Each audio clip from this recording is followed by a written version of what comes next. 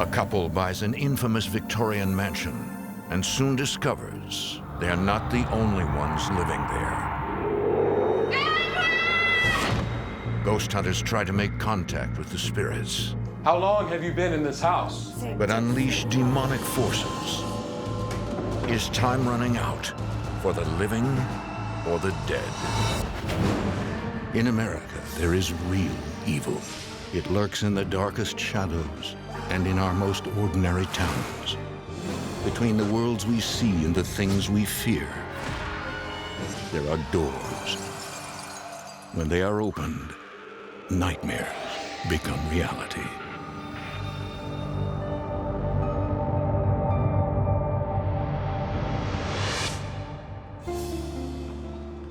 For more than a century, Gardner, Massachusetts has been known as the furniture capital of New England.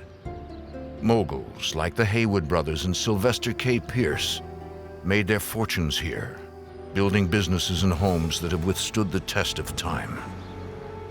Generations have lived and died within these old walls, but some of the dead have not moved on.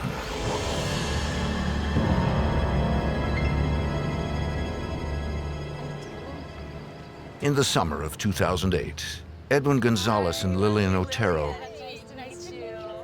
are looking for a new home in South Gardner.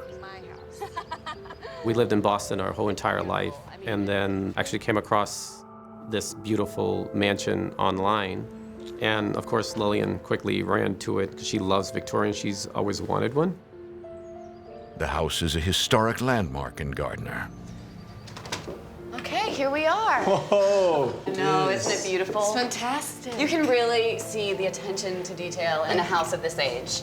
I felt like we were going back in time. Like, it was just a beautiful Victorian mansion. It was just elaborate. It had all this spectacular woodwork. You can see the stained glass windows. It was built in 1875 by a man named S.K. Pierce. He was quite an important figure in town.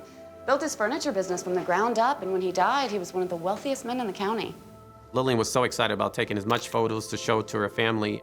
I knew that this was finally an opportunity to have one of her dreams come true, which is to have a beautiful Victorian.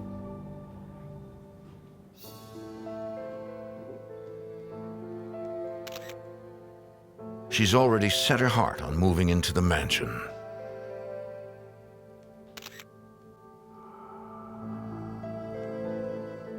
But her photo shoot is cut short when her camera abruptly stops working. That's weird. She noticed that the battery light came on, that it needed new batteries, and she was puzzled because she had just put in brand new batteries. Let me see. Yeah. She stopped working. I wouldn't worry about it. You'll have plenty of opportunities to take pictures later. Come on. Wait until you see The couple brushes off the incident, Lead the way. Right this way. It's beautiful up here. You're gonna love it. but soon, Edwin's getting strange vibes. As I toured the whole house, I remember that in certain rooms I had different emotions. Certain rooms I felt very comfortable. In other rooms, I had like a bad feeling. Wow, now we're talking. I know, right? The windows are amazing. Edwin? Just very nauseous, and I thought it was maybe it's something I had eaten or something. I didn't know. I couldn't understand that. Yeah. What's I'm wrong? fine. Nothing. Just need to get some air. The minute I stepped out of the room, I felt fine. I'm okay. I'm sorry. I don't know what happened. Should we go? No. Come on, let's finish. I'm okay. Sorry.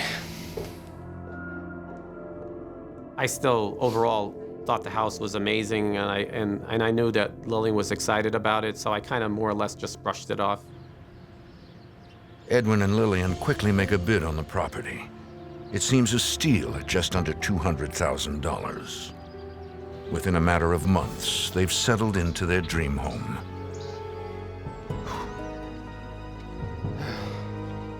Not long after they move in, something captures the eye of one of their neighbors.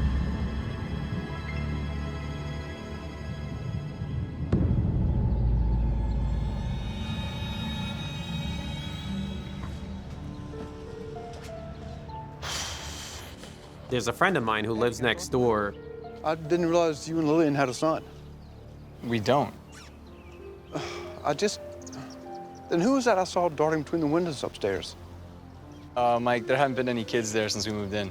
And he goes, every so often I see him running back and forth. I see him on these two windows over here. Then all of a sudden, I see him on the other two windows on the other side. There's no way that you could see a little boy on these two windows and all of a sudden see him the other way. He would literally have to go through two walls and a staircase. I guess I'm just tired.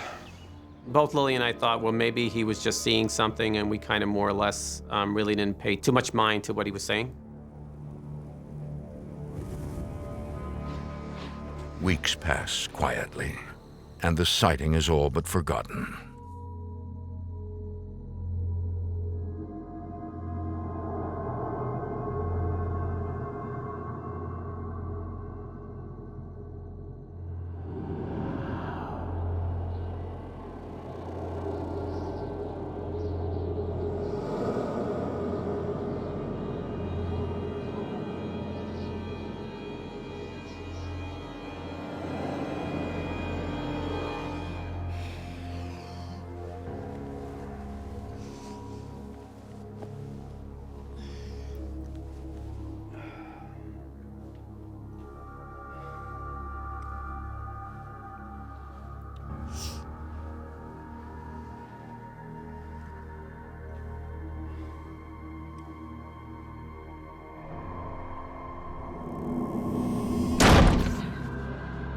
The door just slammed on its own.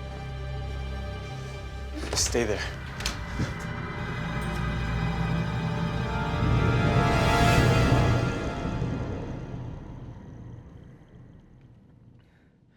There was nobody there, but we couldn't figure out what caused the door to slam.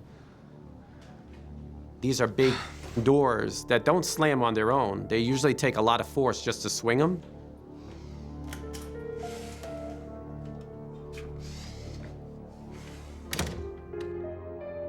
I kind of just tried to forget about it, tried to relax, and went back to bed. It's 5 a.m. the following morning.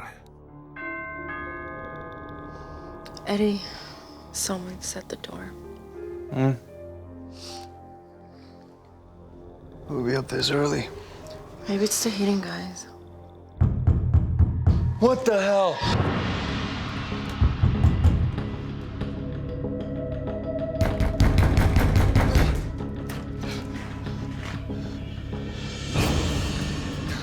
There was nobody there. You kind of start questioning, like, what is going on in this house?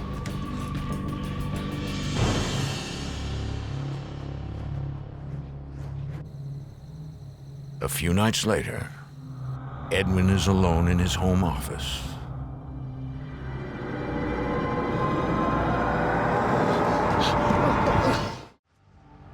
In 2008, Edwin Gonzalez and Lillian Otero have just purchased a historic 26-room Victorian mansion in Gardner, Massachusetts. But their dream home is quickly becoming a nightmare. A neighbor sees a young boy in upstairs windows, but the couple has no children. And now, Edwin is face to face with something evil.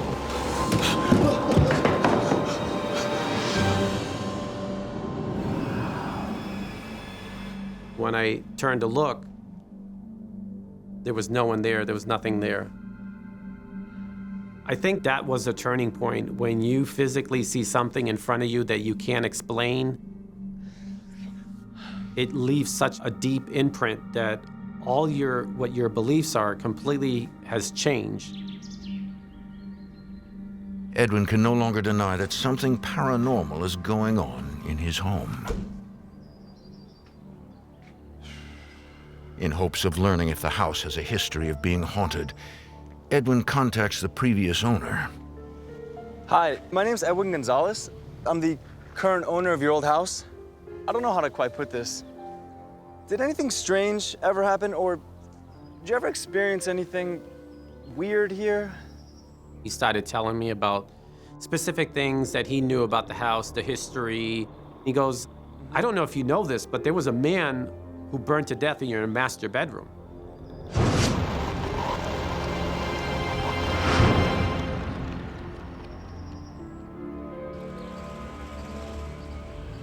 The previous owner tells Edwin to seek out a book called Haunted Massachusetts for more answers.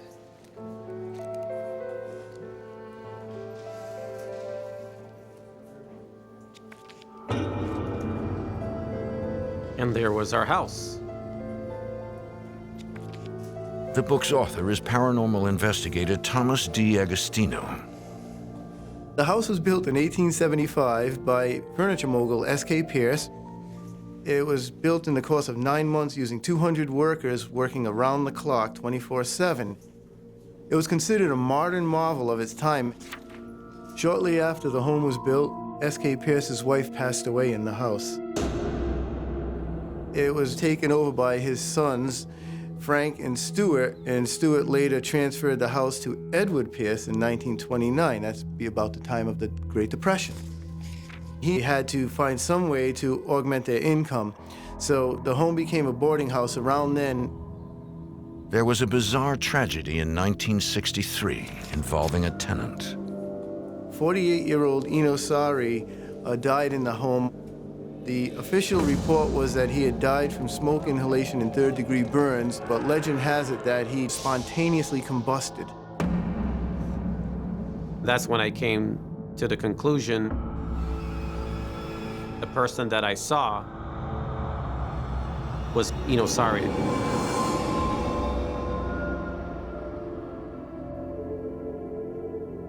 Meanwhile, Lillian's at home, alone.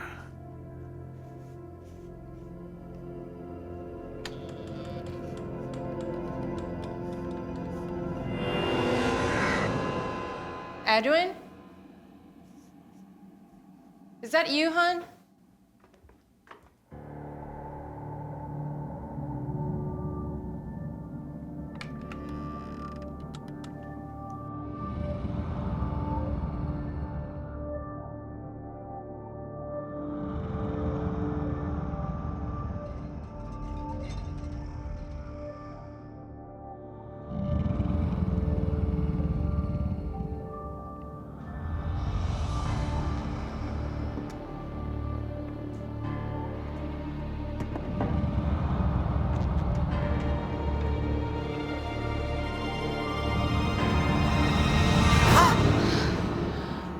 Sneak up on me like that, Edwin. There was something growling at me. You do believe me, don't you? I think we need to find someone who knows more about this stuff than we do. Look, this is what I found. Our house is in this book. So our house is really haunted? I don't know. But it's a place to start. That's when I decided to go ahead and reach out and speak to Thomas regarding his findings.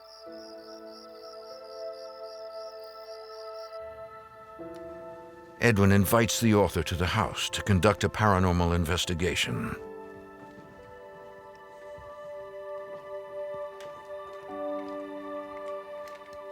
We set up cameras in all the rooms, and we put recorders as well in all the rooms so we can capture any kind of activity, visual or audio. Thomas is accompanied by his wife, Arlene, a spiritual medium. We were looking for EVPs, electronic voice phenomenon. Okay, you ready? Yes. Okay, go. I'm reaching out to Eno Sari. Eno, are you here? Are there any children in the house with you?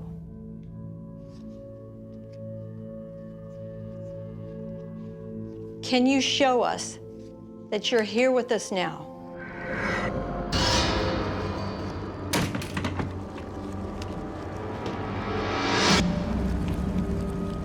Something kicked the camera in the master bedroom.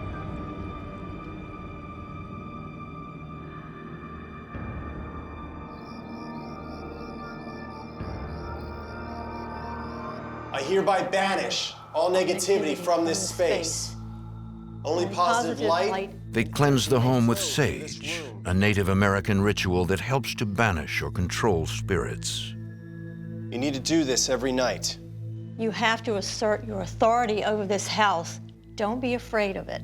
And then we suggested that they cleanse the home in their own way, in their own prayers, in a positive manner, regularly. I felt really relieved, but at the same time, I was also very scared because this thing is for real. Figure it out.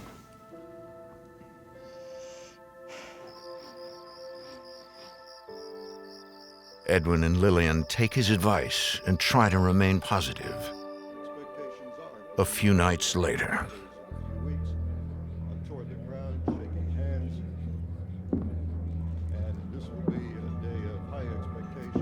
Lil. Gathering crowd of admirers and supporters.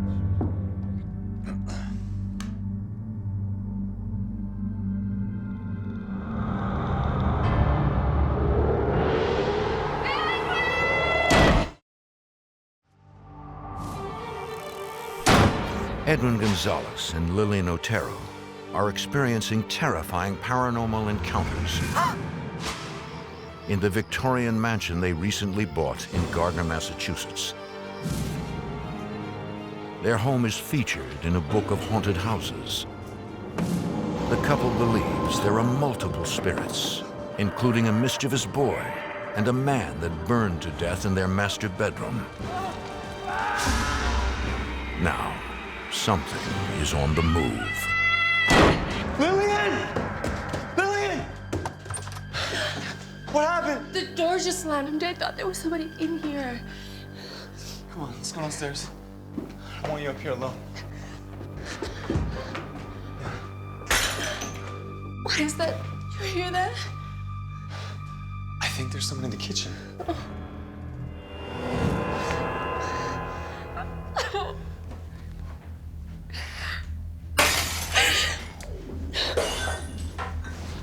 It's okay, come on.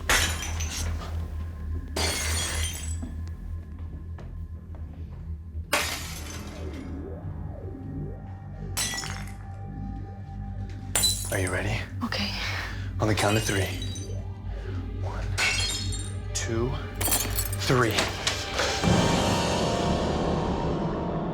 There's nothing broken.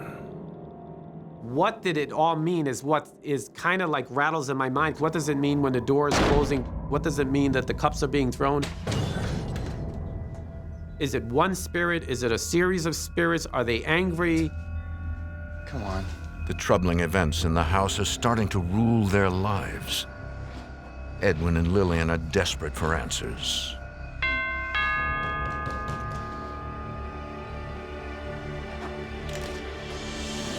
Are you the owner of the house? Yeah? You are? My name is Bill Wallace. I knew the former owner, Dave. I'd like to talk to you about your house. Okay. The arrival is out of the blue to Edwin, but Bill is a spiritual empath and has visited the house many times before. I knew who he was because the previous owner had told me about having Bill at the house before and how he's able to communicate with certain entities that are at the house. Well, she's doing a really good job. Who is? Maggie. He said there was one in particular who was very protective of the house, and she was almost like a motherly figure. She was overseeing everything in the house. For years, Maggie was the nanny for S.K. Pierce's children. She protected them, and now she's trying to protect you. Protect us? From what? From the other spirits. Before Edwin's predecessor bought the house in 2000, it was empty for quite some time. I spoke to him about, have you ever wondered why, after this house being fallow for 20 years, there's no vandalism? That's Maggie. And I thought you should know that. Thank you. Bill has wandered the Victorian house many times before and sensed evil and torment. I knew that there was something nasty in the cellar. I knew there was something nasty on the second floor. I knew there was a child who had been abused terribly in life and was still being abused by somebody in the house as a spirit.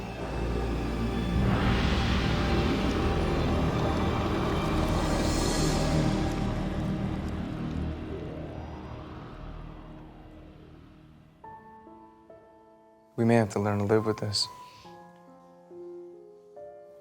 But if things get worse, what are we supposed to do then? No. Well, I think we should probably get more investigators. Maybe someone can help us figure out what's wrong with this house. Both Lillian and I were determined that we were going to make this work, even though we were encountering all these different things that were happening. This is our dream home, and we're not going to give up on it. I'm just not ready to leave then. After 10 terrifying months, Edwin and Lillian decide to hold an open house for paranormal investigators, believing it will help them understand what's happening. We thought it was a good idea because we were searching for answers. So we allowed them to come in. Hey, John. Hey, how you doing? Yeah, no worries. We're still expecting a few more people. Paranormal investigator John Brightman agrees to coordinate the event. I just told him I have a very strict policy, no Ouija boards. I don't want to be a part of that and have something coming to the house that could actually hurt them even more than what's there. Sanctus Sanctus. Groups of investigators set up in different rooms. Sanctus Sanctus Sanctus. Sanctus. A couple in the cellar breaks the rules by sneaking in a paper version of the spirit board and dabbling in Satanism. Sanctus Sanctus Sanctus. Sanctus Sanctus Sanctus. Up in the master bedroom, John Brightman is leading another team. I'm gonna be starting soon, so quiet, please. We were asking the spirit to communicate with us through the different equipment, through the audio recording. We had what we called an ovulus, which is a voice box that actually spits words out that the spirits can manipulate and use. He's trying to communicate with the ghost of Sorry, who died in the house. Are you Sorry? What year were you born? How long have you been in this house?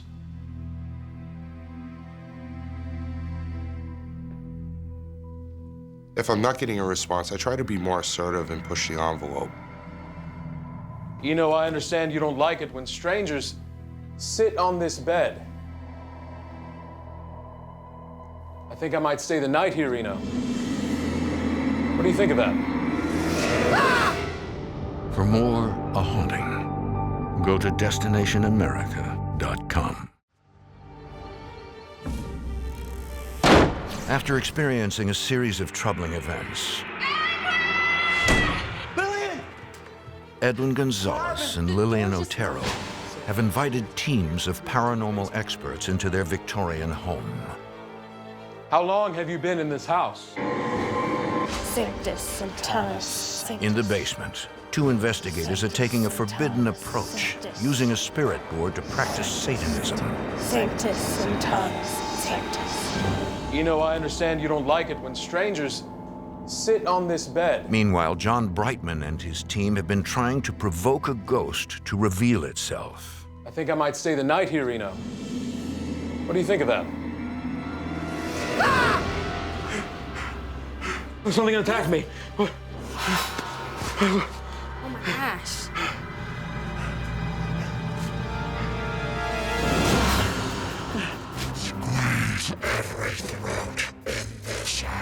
We need to get out of here. Now. They got a recording from the ovulus box that said, "Squeeze every throat in this house." Edwin! Yeah? You need to see something. What is it? Oh my... There was 3 large scratches going up the side of his stomach.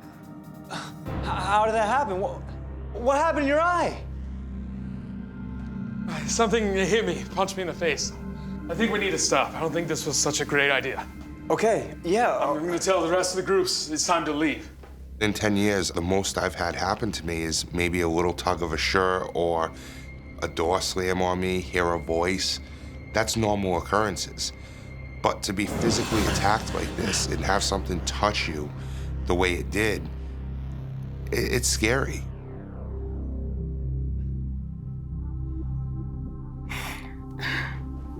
Hey, sorry guys, Open house is over. We need to leave. Now! Nobody really technically helped us. It just basically left us the same way. They came in, they got some evidence, and then they left, and they left us with no answers. After what's just happened, Edwin decides it's unsafe to hold any future paranormal investigation nights, and now only allows a select group to visit, including good friend Bob Pfeiffer. So this is where the investigator team was set up. He's hoping for his own ghost encounter.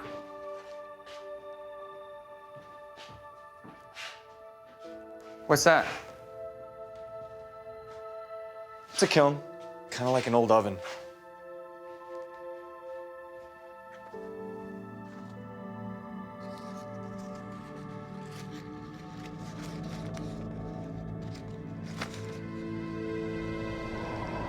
Someone actually drew a Ouija board. That's when I knew that the groups weren't really trying to help us out. They were actually just trying to conjure up as much action as they can.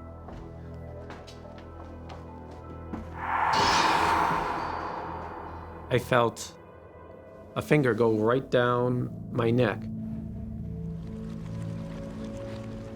There was nobody there. Are you okay? Yeah. Let's just go. Come on.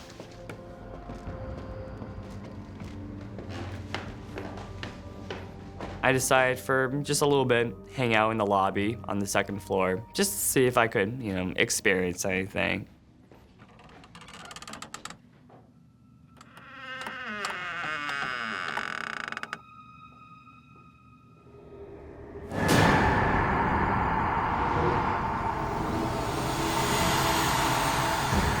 I just remember being in a state of panic and fright, and I didn't know what to do.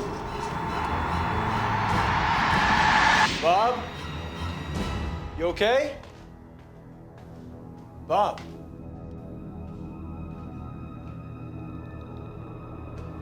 Hey. You all right, man? Bob? I tried to tell my legs to move, and I was not moving.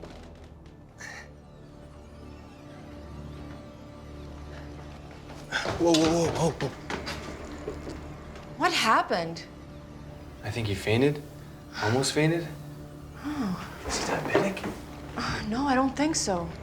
Bob! Bob! Bob? Bob? Are you okay? Bob? Bob? As soon as Lillian touches Bob, he feels normal again. I just remember instantly, just like that, I was feeling great again. I think I should go home.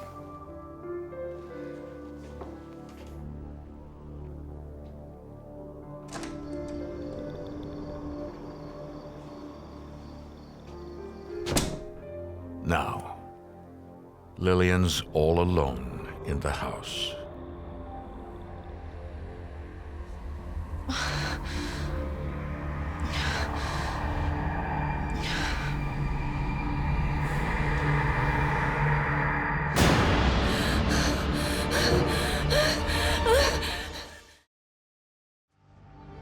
Edwin Gonzalez and Lillian Otero are on the verge of abandoning their once dream Victorian home after a series of frightening encounters with spirits. Now, Lillian is under attack.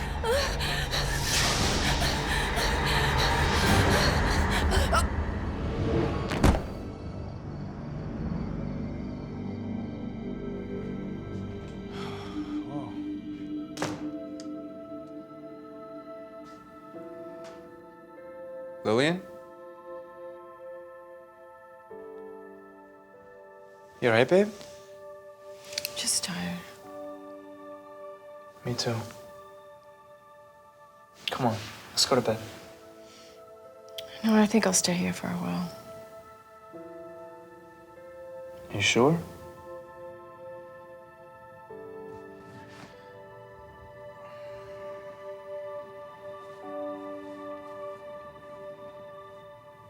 I love you.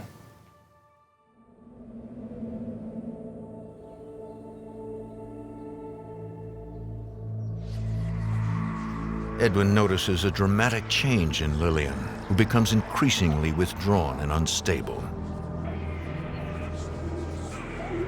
I was starting to lose her. She was slipping away. I didn't have any answers. I had no one to turn to. I just wanted her to get better. I didn't want her to go through any more pain or whatever she was going through. She was becoming more exhausted, sitting on the couch all day long. She wouldn't eat all day. I thought, this is really the house that's affecting her. Lillian continues to grow more and more depressed and withdrawn. Edwin, too, finds himself emotionally challenged by the house.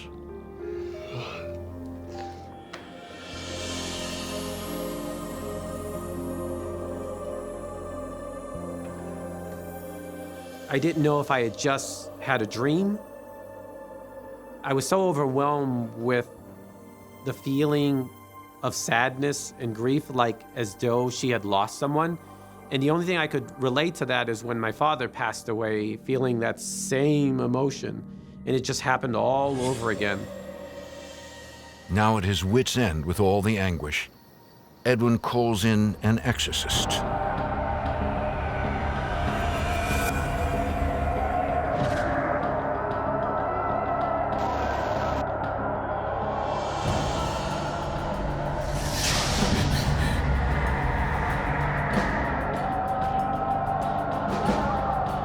He felt that he indeed got rid of a very powerful spirit that was at the house.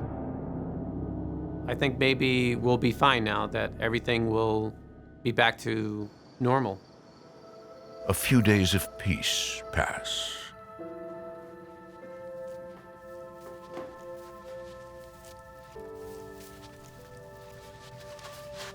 Hon, what are you doing? Lillian! Hey! Don't touch me! Leave me alone! Let me finish! I knew that this was not Lillian, that was something else that's trying to get a hold of her. Get out!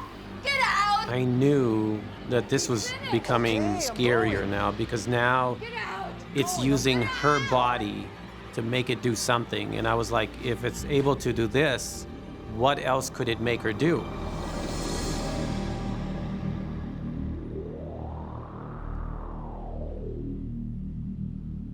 What is that? She found a newspaper clipping. In the early 1900s, there were several children that drowned on the property. After reading the article, I think that gave an explanation of why we were seeing a child spirit at the house. The way Lillian unearthed this new information does little to calm Edwin's fears about the house.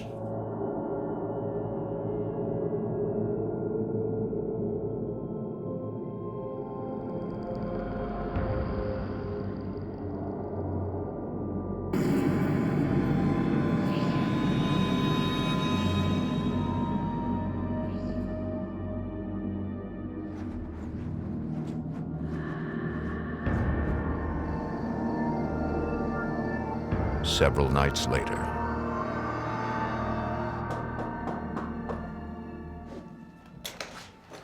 Bill. Hi, Edwin.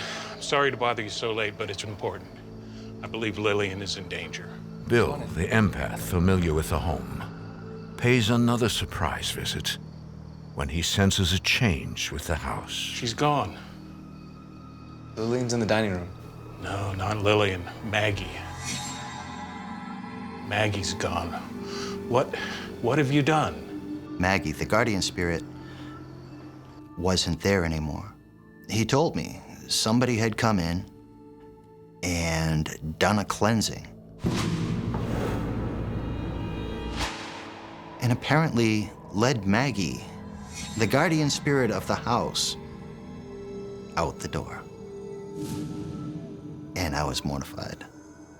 For the very first time ever, I was afraid to be in that house.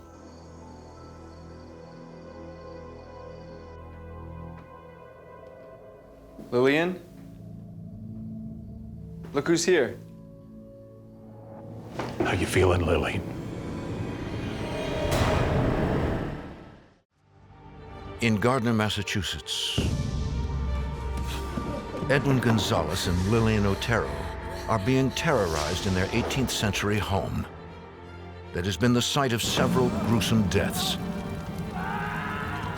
Empath Bill Wallace senses that a ghost called Maggie, who protects the house from evil spirits, was inadvertently driven out by an exorcism, and now the couple is in danger. Lillian? Look who's here. How you feeling, Lillian?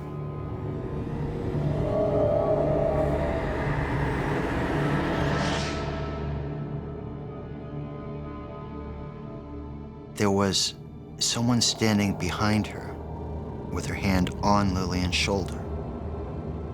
He said she's from the Victorian time and that she is trying to harm Lillian. He doesn't care what happens to me at all. He doesn't touch me. He doesn't move me. Lillian was mad. He didn't touch me. He didn't come down to see if I was okay. He didn't do anything. And the more she said it, the deeper the growl got in her voice. Edwin, Lillian really needs you right now. I need to tell you about the couple who lived in this house before you. I knew them, and when I first met them, they were absolutely madly in love with each other.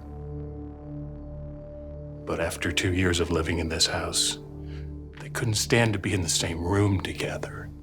You can't let that happen to you. We have to fight this. You have to fight it together. That's the only way.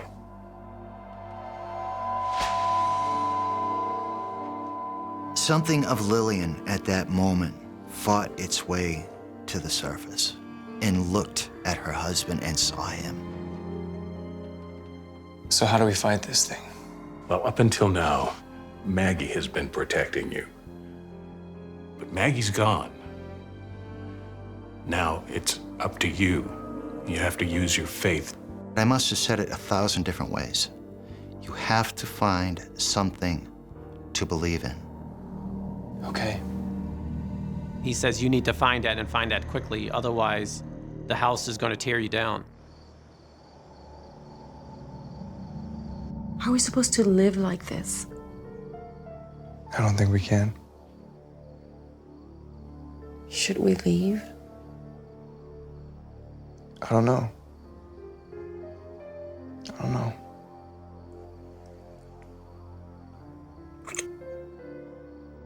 Let's go to bed. Okay.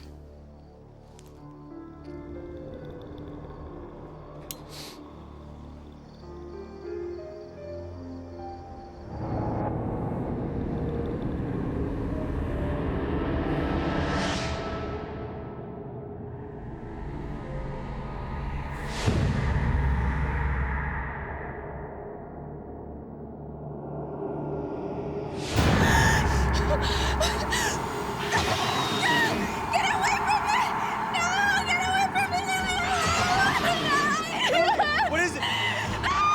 Get out of this!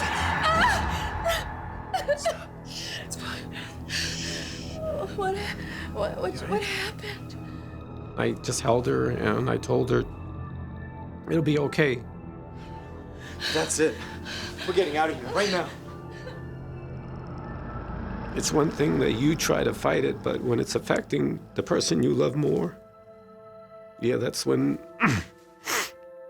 yeah. I don't want to see anything like that happen to her. Come on.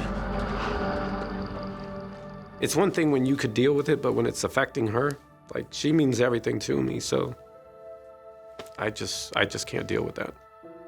So we just left.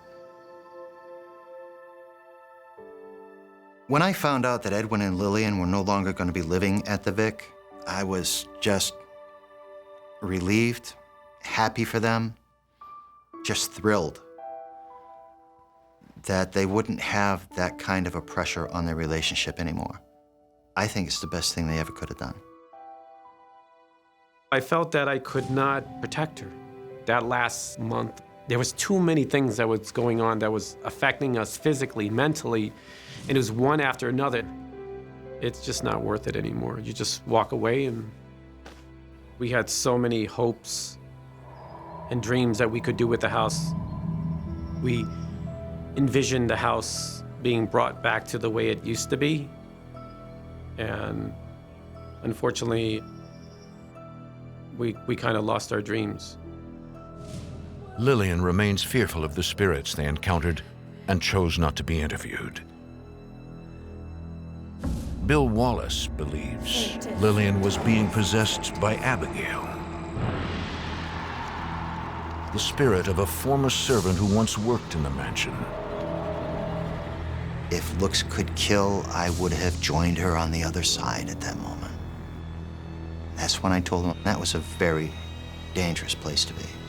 I hereby banish all negativity from this space. Historian and paranormal investigator Thomas D. Agostino believes the house has had negative energy almost from the day it was built. S.K. Pierce's first wife had a dream of living in this beautiful home and barely got to live there a year before she passed away.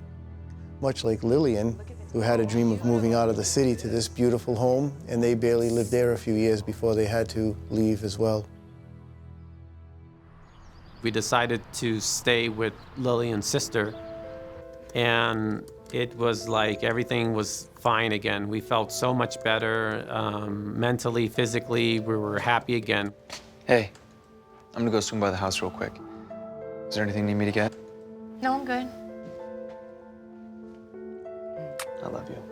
Love you too. It's been 3 years since Edwin and Lillian moved out of the Victorian, but even now, they still can't bear to part with it.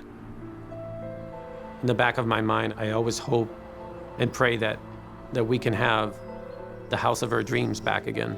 That's what we're hoping for.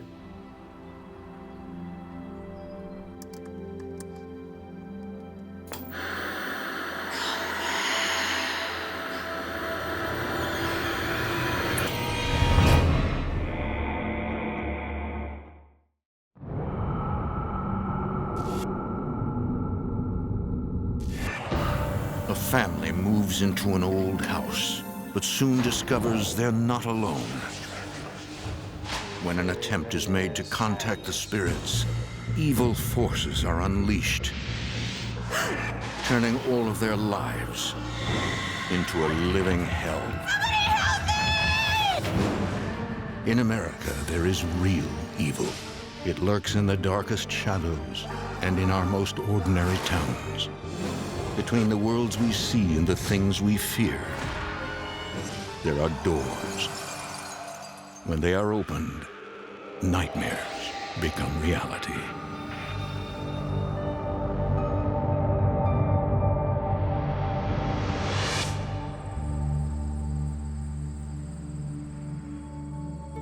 Zieglersville is a small community in eastern Pennsylvania, dating back to the 1800s. Lurking in its dense forests, rolling farmland, and old cemeteries are centuries of dark and troubled secrets.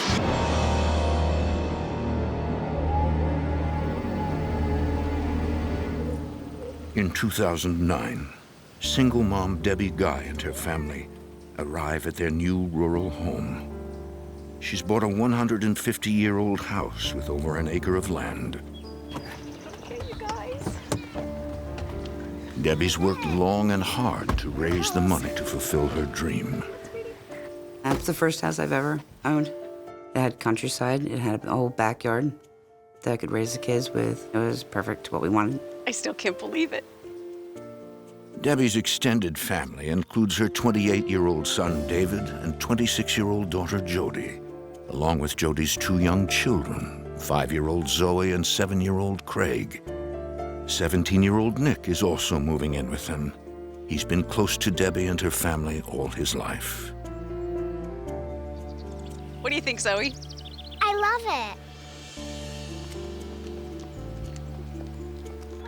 it. Debbie has a full-time job as a hospice caregiver, but intends to spend every spare minute transforming the rundown house. I knew I wanted to redo the whole place. So that's what I had in mind when I bought it, was to remodel the house. I'm going to pick out my room. No, I'm going to pick out my room. Don't worry, I'm going to make sure everyone has their own room. Can't wait to get started on this place. David is immediately overwhelmed by a strange feeling. Are you okay? Yeah, it's just, I don't know. It's kind of funky in here. I remember it being pretty sudden. Just the feeling of thick air. You know, the feeling of something else being there besides us. We can open a few windows, air it out. That'll help. Sure. As days pass, seemingly normal activities take on an ominous air to David.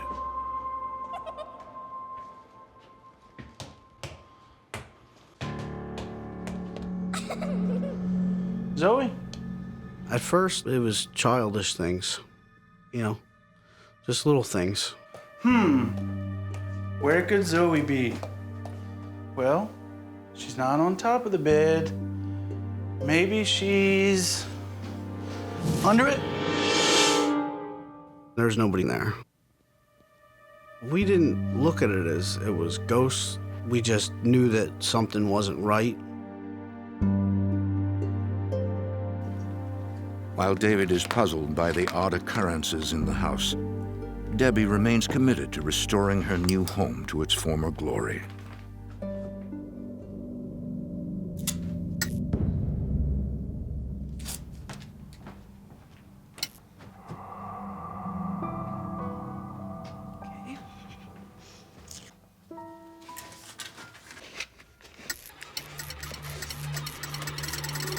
The light up in that room would just turn on and off. Over the following months, Debbie, like David, finds that objects have mysteriously moved on their own. She begins to think that a spirit inside her house is responsible. You can put a piece of paper down and turn around and go for that piece of paper, and it's not there. And you'll find it somewhere else. I would hear footsteps an awful lot, and it wasn't the kids. We were starting to question what else was there. Nick! Nick, turn that music down!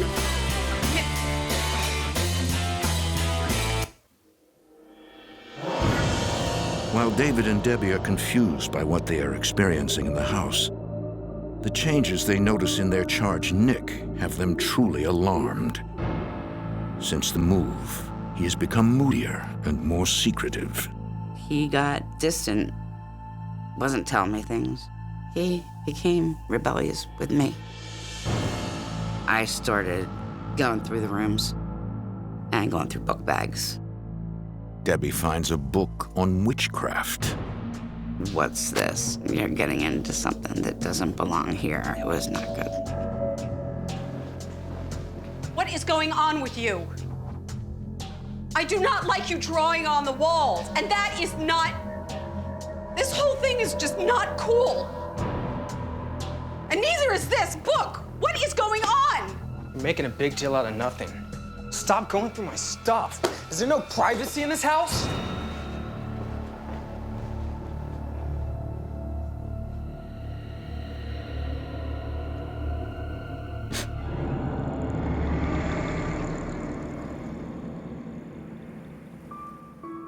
Soon, Debbie has a far greater concern than the house and Nick.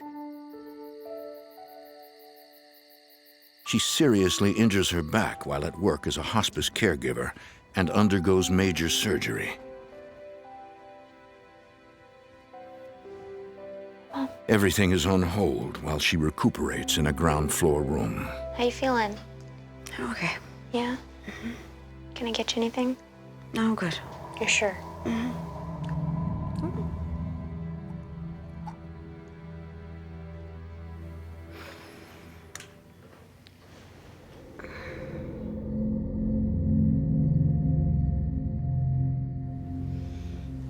Debbie's sleep is disturbed by more than pain from her injuries.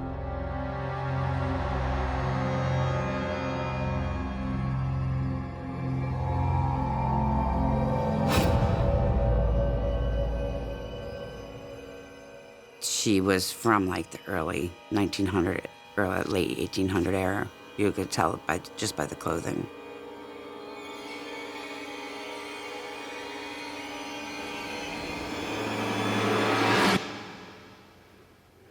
I was just like, okay, I'll just close my eyes and she'll be gone. And sometimes she was in a different place. After all of the unexplained things she has seen in the house, Debbie is actually relieved to find proof that the house is haunted. I totally was happy to see that there was something else there, that it wasn't just me hearing things or feeling something. I was like, as long as you don't hurt us and don't bother us, you're fine. She falls back asleep, unaware that the ghost may have other plans in store for her.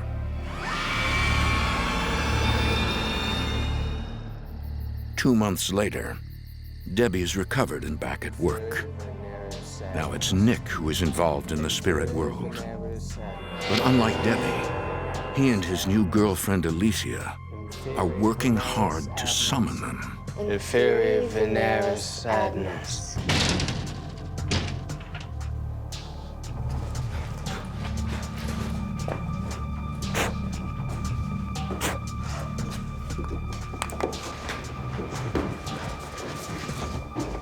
Hey, Leaf. Hi. There was nothing subtle about the change in him. More burnt wax? Really? Everything black. Now all of a sudden he's got candles everywhere. That's gotta stop. No more spells, no more seances. Dave. Don't do that. Don't do that. Don't you dare deny it. He just felt that there was no problem in it. It wasn't really a big deal. It was a big deal to me. And quit drawing pentagrams all over everything. It's nothing. It's just a drawing. Chill out.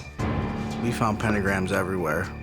David decides to protect both Nick and his mom by not telling her what he saw.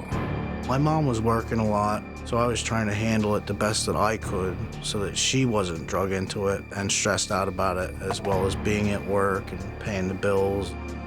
I was just cleaning everything up. I never really liked seeing pentagrams on anything, especially in the house where we were living.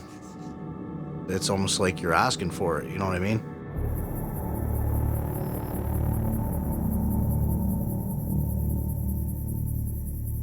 Are there any spirits here?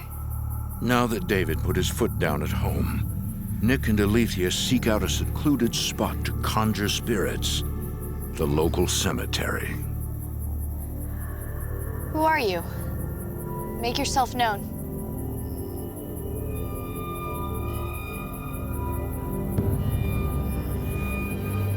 Look. We did it.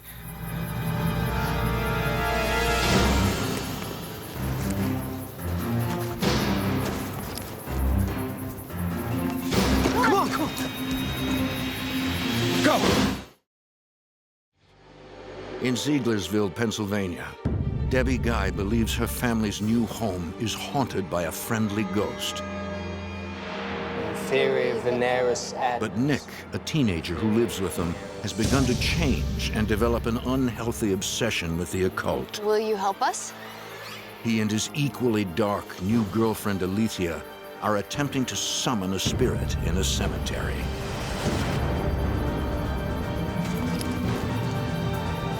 Nick fears they've unleashed something evil. Go!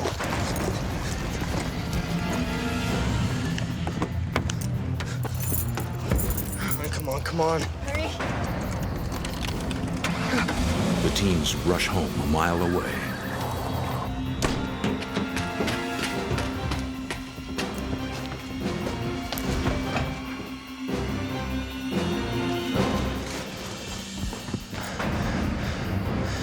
He's out there. But how did he follow us on foot? We better go get David.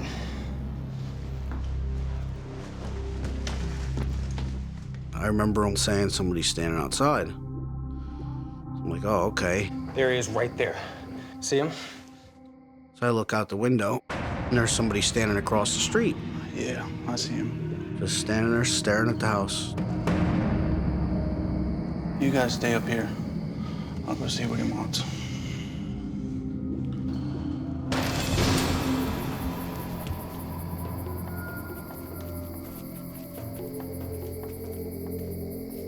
I looked where it was standing, he was standing. It was gone. I came back in and he was still white as a ghost. Then he told me what happened. Look. As far as the story with him and the Ouija board, Let's get out of here. I didn't want to believe it. I really didn't want to think that he invited something in. I was shaken too because I seen the person standing out there. Finally, David feels he must tell his mother that Nick has been practicing black magic and has a spirit board to try and contact the dead. I fully explained to my children I never wanted to see one on my property. Kids do not realize what that board does. It opens things that you can't close. He put the Ouija board away. He stopped doing some of the stuff.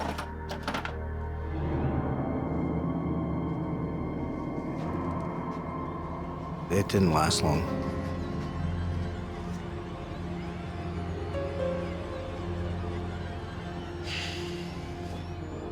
I stuck it right in the trash can, outside the house. Despite the encounter with the ominous figure and the warnings to stop dabbling with the spirit world, David finds Nick just can't give up his obsession. I went down there and there he was playing with this Ouija board again. Nick, how'd you find that thing? Just got rid of it. No, you didn't. It's exactly where I left it. Give me that damn thing.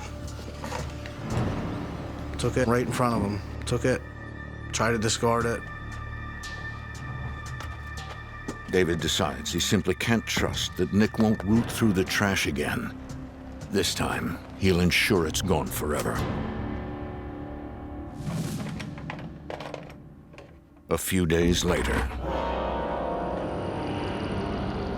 Now I'm thinking maybe I'm losing my mind.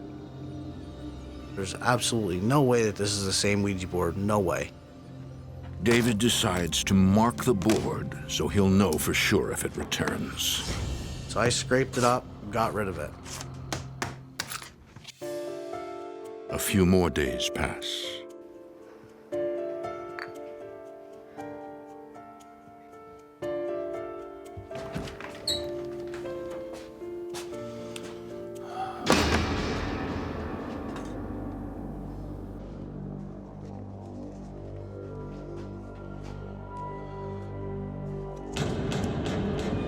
I seen that same Ouija board again with the mark on it. I was pretty scared to know that it found its way back again.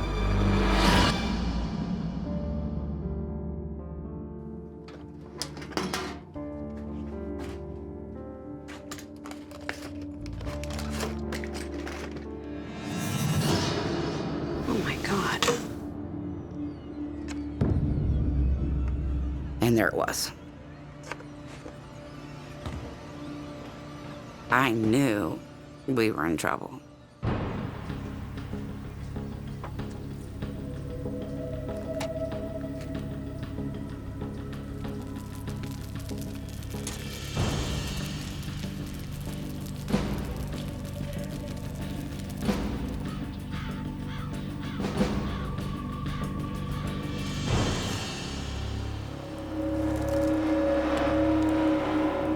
It's not burning. They don't burn. I broke it up in pieces. I threw it away. It seems that every day brings a troubling new discovery.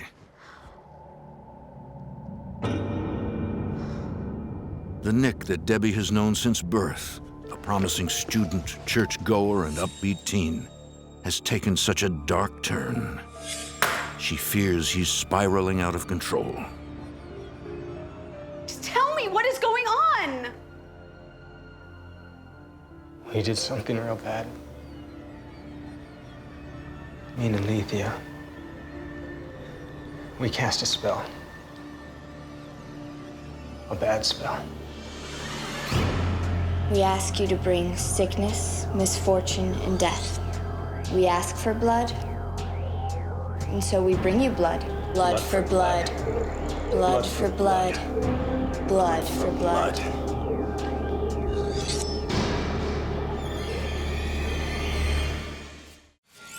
In Zieglersville, Pennsylvania, Debbie Guy believes her 19th century house is haunted by a friendly spirit.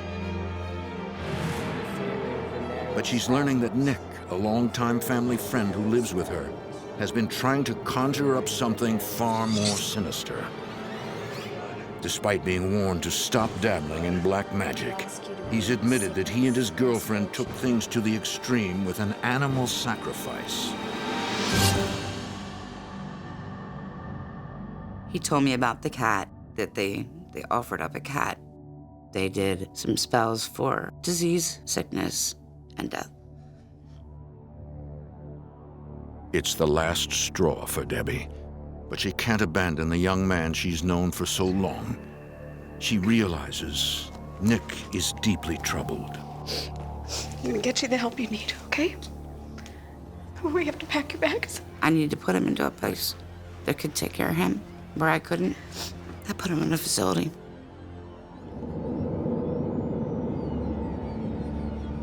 With Nick gone, Debbie's grandchildren, Craig and Zoe, no longer have to share a bedroom.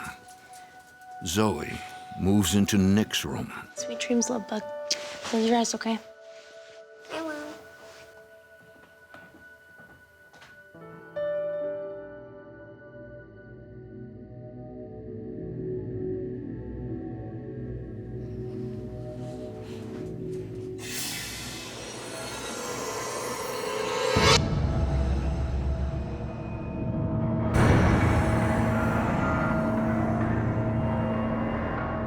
Who are you? So you want to help me paint one of the bedrooms upstairs? Yeah, of course not. Should we let the kids pick out the colors? They would love that. Sweetie, what's going on? In the window, there's a boy's face, Jacob. He looked at me. Oh, I think somebody had a bad dream. Zoe. It's second floor up. There's a boy's face in the window. The boy's name is Jacob. Yeah, you ready for bed? Like, there's nobody out there. Okay, sweetie, let's get you back to bed, okay? No, I won't. Jody decides that Zoe and her brother Craig should switch rooms.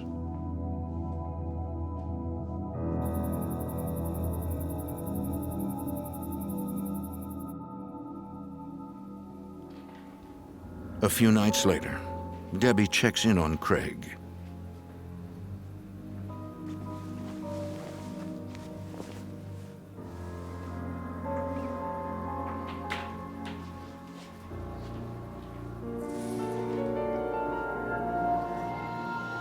Craig, honey, why is your blanket behind the dresser? He keeps pulling my blankets off every night. Who, honey? Jacob.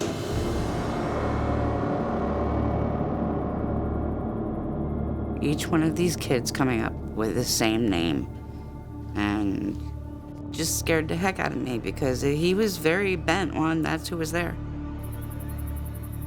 Over the following nights, Craig claims Jacob keeps returning to torment him.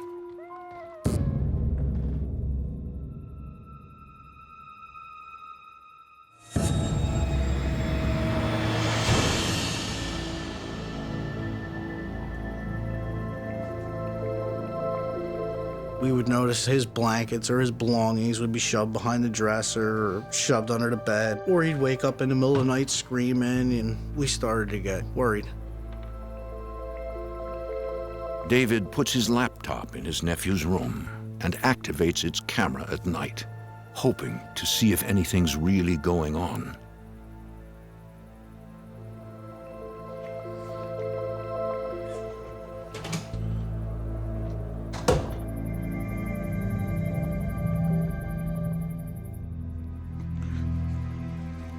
David stays up to monitor what's happening.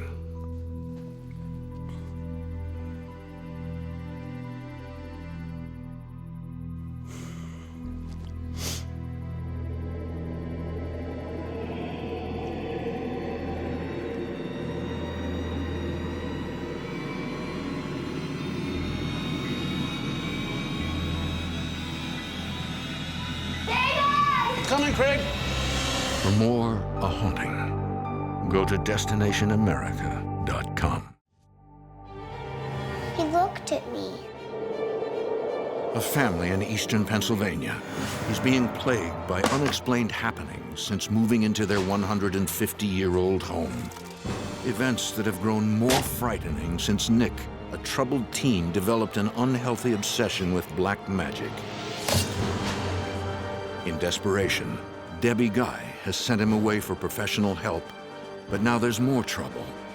Her daughter's 2 children claim they're being tormented by a spirit called Jacob. Their Uncle David has set up a secret laptop camera to find the truth. David! Coming, Craig. Oh, you all right, buddy? It's okay. It's all right. You all right, bud? David has no explanation for what he witnessed. You okay?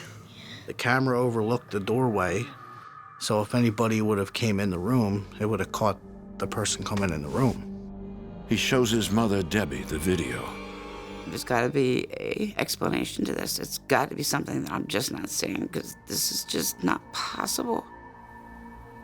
But I can rewind it, and it's still there, and it did happen.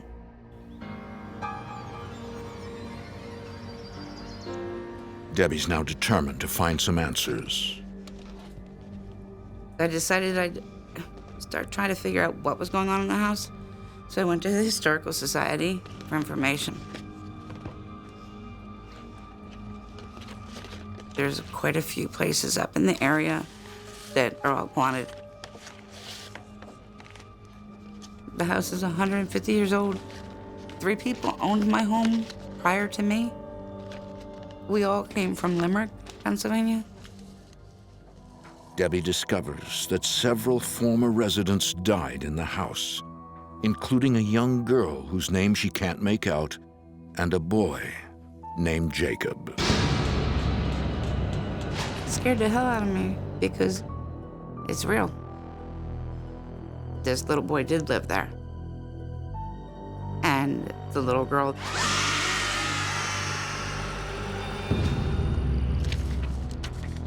The details of their deaths remain a mystery. All other official records were destroyed in a fire.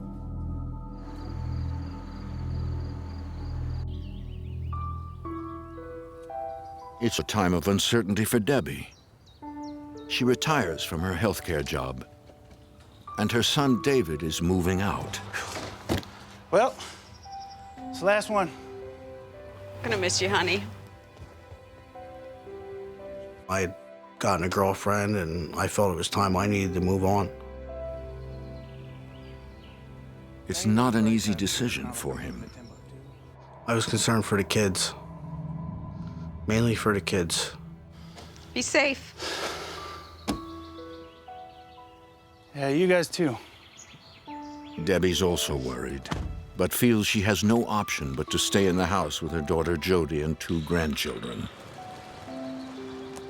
I couldn't leave, didn't have the finances to leave, and we were stuck.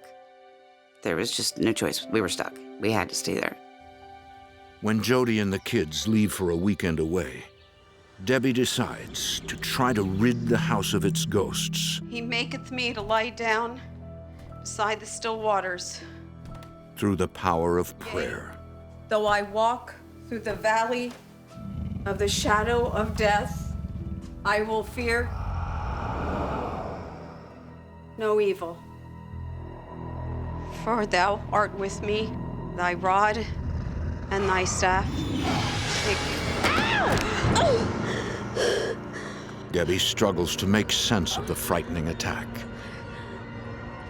It growled at me, and it scratched me, and then it pushed me down the steps. Packed my bags and I left for the weekend. You won this one. Growing increasingly desperate, Debbie turns to her local church for help. Pastor. Hi, Debbie. How are you? I'm glad you're here. Thank you for coming, and thank you for believing me. I do believe you, Debbie, and I'm glad you trusted me. It was scary to let somebody in on something that we hid, but it was nice to know that somebody didn't think we were crazy. Well, why don't we pray and let's bless this house, okay? Okay. I bless this house in the name of the Father, and of the Son, and of the Holy Spirit. He started cleansing the house, and I got violently sick. Oh! Debbie? He thought that I was personally getting attacked. You're being attacked. Pray with me, Debbie. The Lord is my shepherd. I shall not want.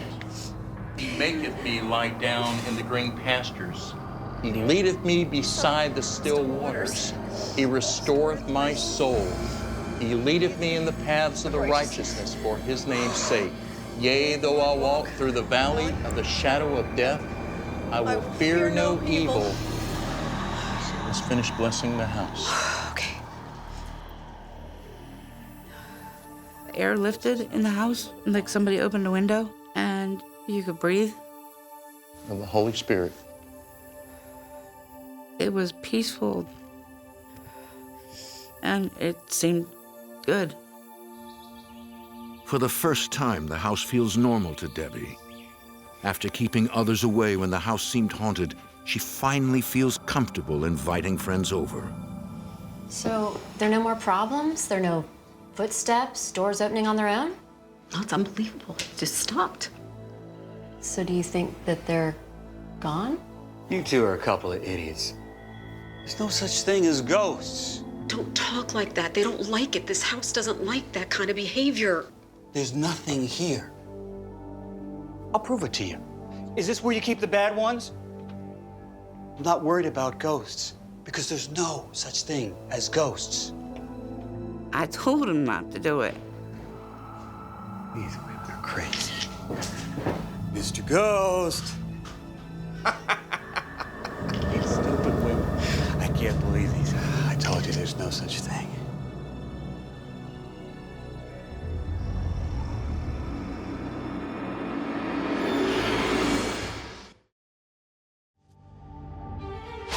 Debbie Guy hopes her old house is no longer haunted. Pray with me, Debbie. After it was blessed by a local pastor. Bless this house. For weeks, her home has been at peace. There are no more problems? That's unbelievable. It just stopped. But now, a disbelieving friend Ghost has provoked something evil to return. There's no such thing.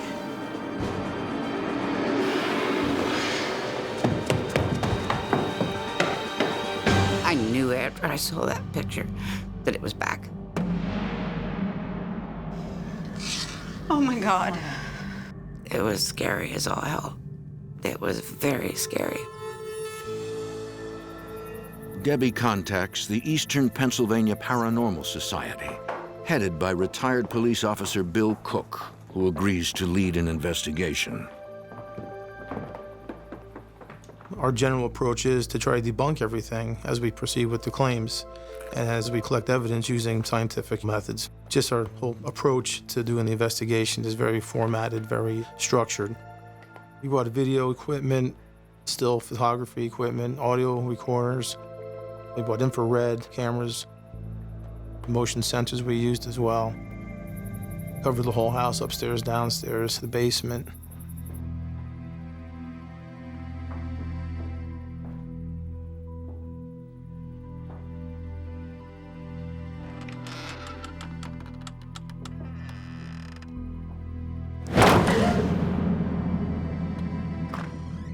We did look at the door and we tried to recreate it, try to get it to happen again, but there was no drafts, no windows were open at that point.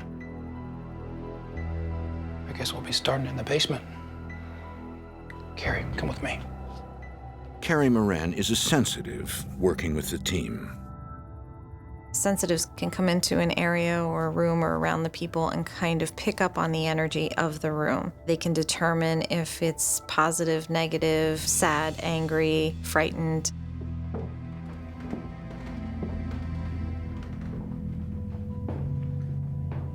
The basement just felt odd.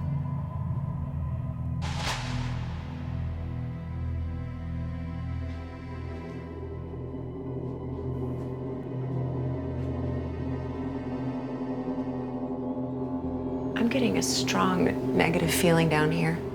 Oh my God. Nick and his girlfriend sacrificed a cat there.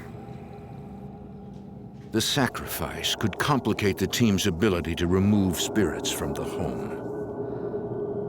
The death of an animal or the death of anything as an offering, it's a darker seal on things. It's a more permanent seal on things. It makes it very difficult to eliminate a darker entity when you've taken a life. It's just the worst thing you could possibly do.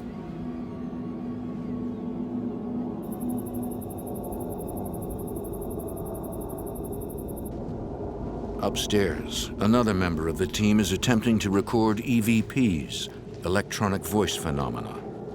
Who are you? What do you want here?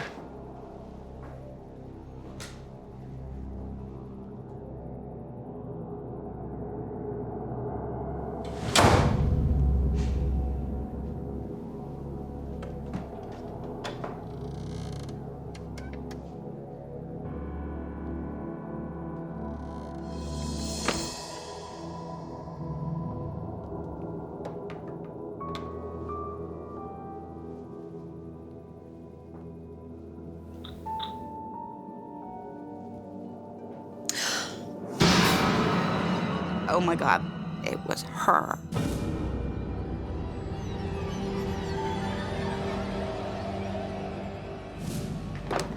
Lock the basement. So now what? We'll compile everything with a written report for you. I was just looking to document it and see what it was so we could decide how to treat it. What do I do if something more happens? Definitely call us.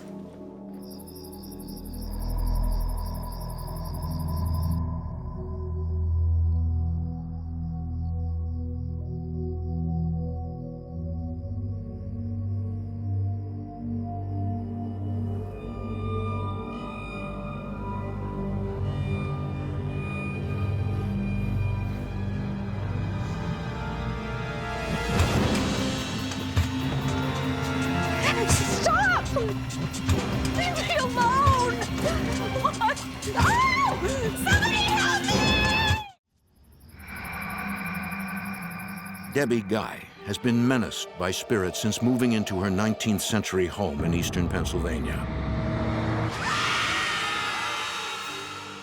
Ghosts of 2 children who died in the house and an evil entity that may have been summoned by her young charge Nick continue to haunt her.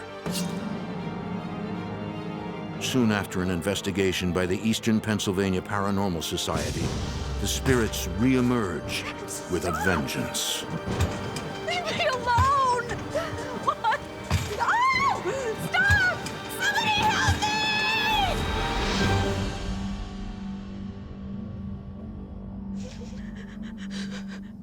me! My bed got shook hard. And that was it. The next day, my stuff was packed, and I wasn't gonna be in that room no more. The paranormal research team returns for a second investigation led by Bill Cook. My experience was there was definitely paranormal activity. However, I felt there was another, negative factor, which I believe was the curse that she claimed that Nick had put on the property.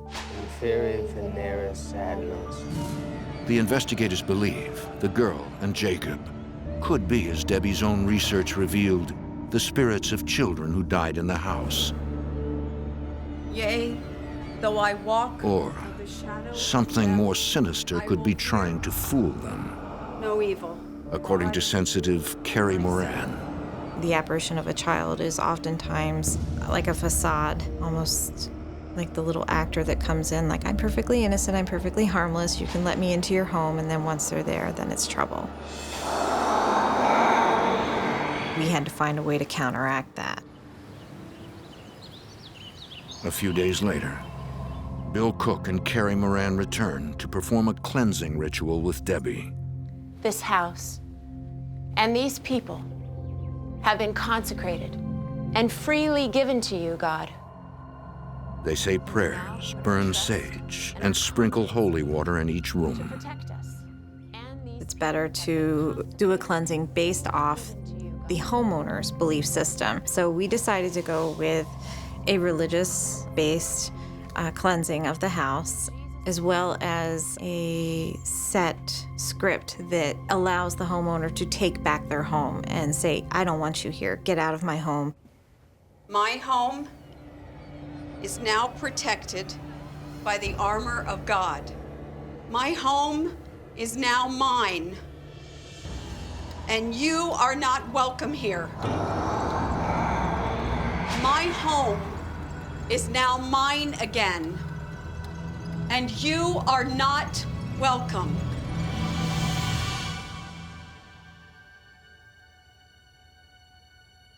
How's it feel? It feels better. It does, it feels better. It felt lighter. Debbie seemed happier. Like somebody opens up a window and a fresh breeze runs through the house. Fresh spring breeze just rushes through the house and you smell the lilacs and it's clean. I feel very confident it worked. I have no reason to think it didn't work, so we felt pretty good about it. There's always a possibility that activity can return because we don't know what's happening after we leave. The paranormal activity stops. 6 months later, Debbie's son David is paying a visit to help out with repair work.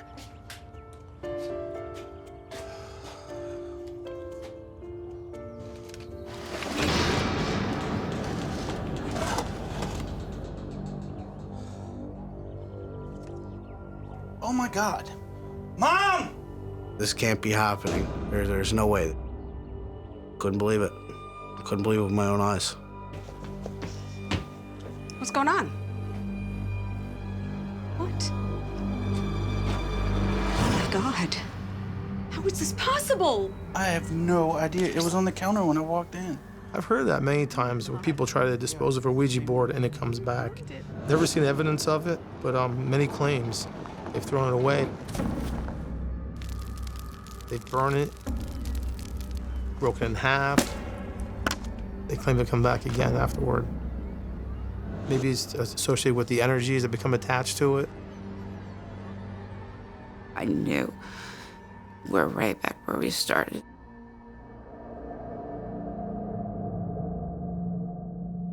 This time, Debbie does not contact the paranormal investigators for help. She's now convinced there's nothing anyone can do to free her home of its evil presence. But her finances force her to stay in the house with her daughter and grandchildren. Weeks later, when her family's out,